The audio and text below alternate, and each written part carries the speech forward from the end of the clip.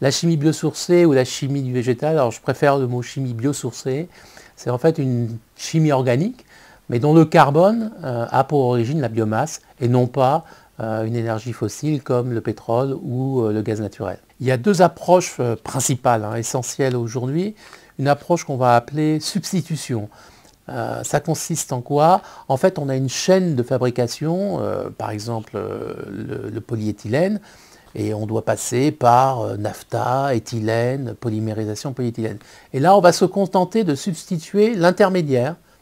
On va se substituer la matière première qui permet de fabriquer l'éthylène, mais on va garder le même matériau final, le polyéthylène.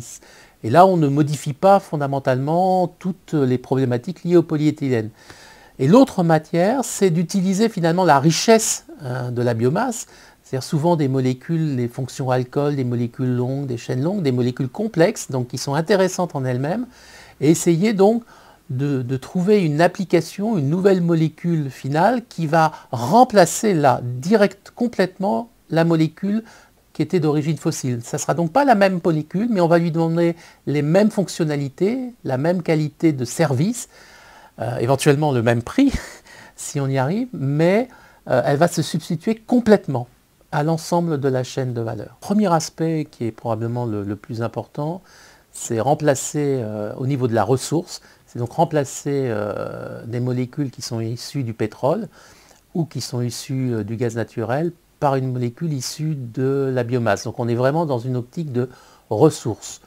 Le deuxième aspect, c'est d'autres attentes de la société. Alors ce n'est pas vraiment, entre guillemets, de la transition énergétique, ça peut être plutôt sur d'autres critères.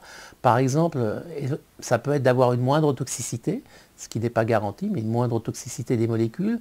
Ça va être également d'avoir de la biodégradabilité des produits qu'on va utiliser. Là aussi, c'est un élément qui peut être important en utilisant de la biomasse. Voilà un petit peu comment ça s'intègre dans la transition énergétique.